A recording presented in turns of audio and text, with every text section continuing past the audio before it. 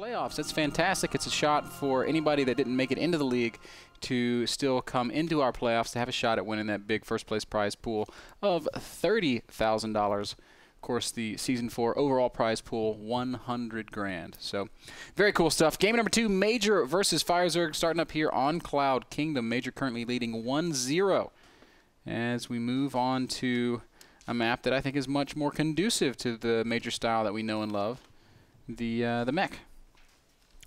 Yep, maybe we'll see that on Cloud Kingdom, but of course Firezerg chose this map.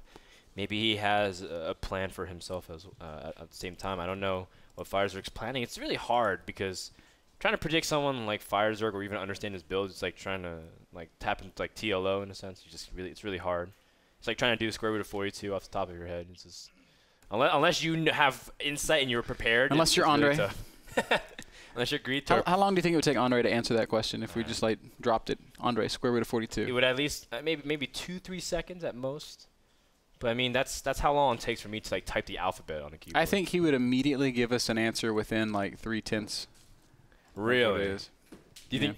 Yeah, that's true. Andre's the type of guy if he doesn't know, he'll say an answer so convincing that you believe him, even if it's not the right answer. Yeah, but what is the actual answer? It's 6 something. 6.481. So Andre would say, well, it's approximately 6.1 to 6.4. I'm not sure exactly what. That's what Andre would say. That would be the Andre answer. I believe it too. Of course, Andre is currently over on the East Coast. He's helping out his family after Hurricane Sandy crashed into Jersey. That's where he's originally from, so he went back home to just make sure everybody's... I think he says that, but I think he went there to kill Hurricane Sandy. I think Greator is probably a superhero.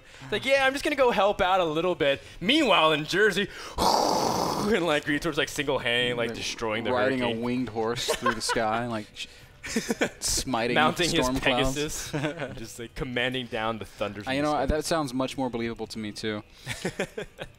Gas is opening here for Major on Cloud Kingdom. Probably going to be a 1-Rax fast expand. Yes, there is the command center right next to the ramp. He's not trying to hide anything, even though it is up on the high ground. Firezerg is going to try to play standard as well. Hatch first into a 16 pool, saying that he does not think he's going to get cheesed, and he is right. Major don't cheese.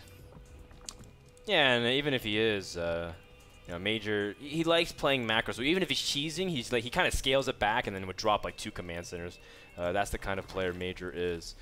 Major, of course, one of the most solid players en route.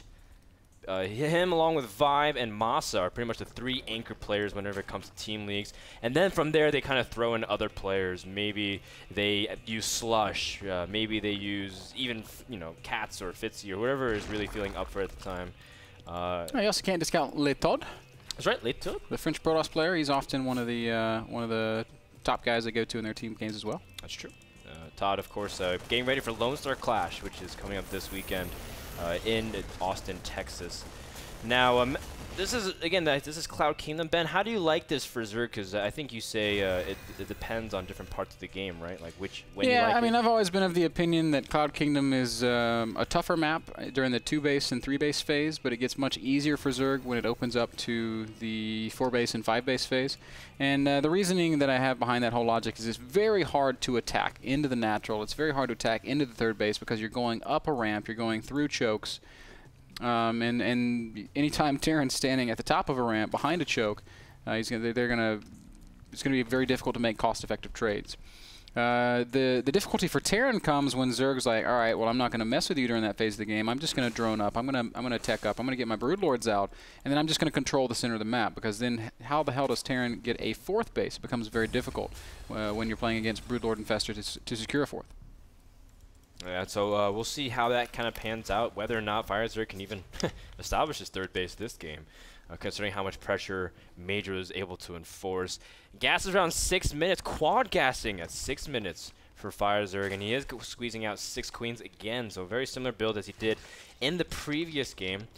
Major, no fast 3rd command center this time. He's also going to continue playing Bio, so we might be seeing just a small 2-base timing push out of Major here on Cloud Kingdom to see if he can perhaps exploit his opponent. I'm pretty sure Major feels like he's stronger than Firezerg, and that's no offense to Firezerg. It's just a great compliment to Major, who is widely considered to be one of the best Terrans in North America. He was top 4 at WCS USA. He was the winner of his Mexico tournament. and he is consistently playing at the highest level, even against Koreans. Do you think Major will place well at BWC? You know, it's really hard right now, and it's hard for Terran, and Major's group is not a cakewalk. Major has to play against Titan and Hero and Curious. So, I mean, you've got Hero and Curious in there, two great Koreans, and then Titan, a player who I consider maybe the best PVT in Europe. Right, he's right there neck and neck with Mana. So it's a very hard group for Major. I think it's possible for him to come out of it, but I do not think it's easy for him to come out of it. Yeah, I agree, and even Major says his best matchup is TVT by far, and there's not going to be much TVT other than Illusion and Phoenix playing really early on into the series. Guys, Major's still just poking in here, but not trying to go for any kind of run by, just pressuring, but he can't really stop the queens from spreading creep, although one queen getting very weak doesn't really matter too much. Firezerg still playing this very passive, still staying on 2 base at 8.5 minutes into this game. It's a really crazy playstyle that we're seeing out of Firezerg, and I'm not sure that I understand exactly what it is that he's trying to do here. Like, there's 2 base builds where you go like Roach Baneling and you try to crush somebody with one decisive push, but I've never really seen a Zerg. Okay, I've seen this, but I haven't seen it for months and months and months, where Zerg just is content to sit on 2 bases and then take such a late third. This is very anti-metagame, right? This isn't what we're used to seeing. Yeah, and he's going for all of his upgrades first, not even really squeezing out units. This entire time he's been pumping out drones, upgrades, and nothing else. He had 10 links, now starting to make some units because he realizes an imminent push could be enforced on his third, especially with kind of a delayed third base. Normal conventions is Terran wants to time that third base, whether it's Marine Hellion, whether it's just strict out bio, you incorporate some medevacs as well into the push. And Major's sending 2 full medevacs directly to aid the Hellions, and almost doing the same exact thing, except a little bit earlier because he didn't get such a fast command center. Yep, he's going to kill all this creep spread, so all that hard work by Firezerg for naught, as Major will easily shut that down. He's going to stem and come right up this ramp, feeling very confident it is Major. This might be a small mistake, as Firezerg's got a lot of units, but look at the choke, and this is exactly what I was talking about. Zerg players do not play well in chokes, not without Fungal, not without Banelings. And I think Major is now starting to wrap around because he realizes, well, I've done a lot of damage actually just by cleaning up the creep, you know, basically forcing more units out of Firezerg than he's comfortable with. And he did save the majority of his units, even his medevacs. Major, of course, trying to get his own third base, trying to transition into the Marine tank composition. That's been such a staple to this matchup since, I mean, pretty much the beginning of StarCraft 2. Yes, sir. Right now, Firezerg is coming out on the map with his Zerglings, with his Roaches. We might see just what we were talking about, Roach Baneling into the third base of Major.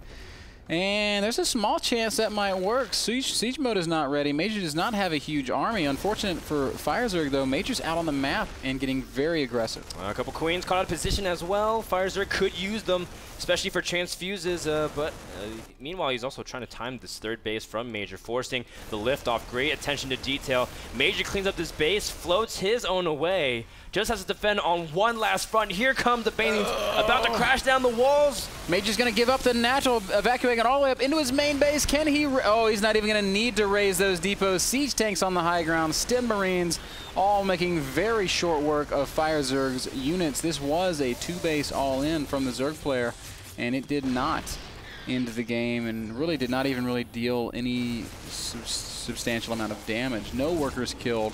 Much of the army completely cleaned up. Great hold by Major, and while Firezerg was attacking, Major was also attacking, took out the third base, and killed, well, no drones, but killed a hatch, killed some queens.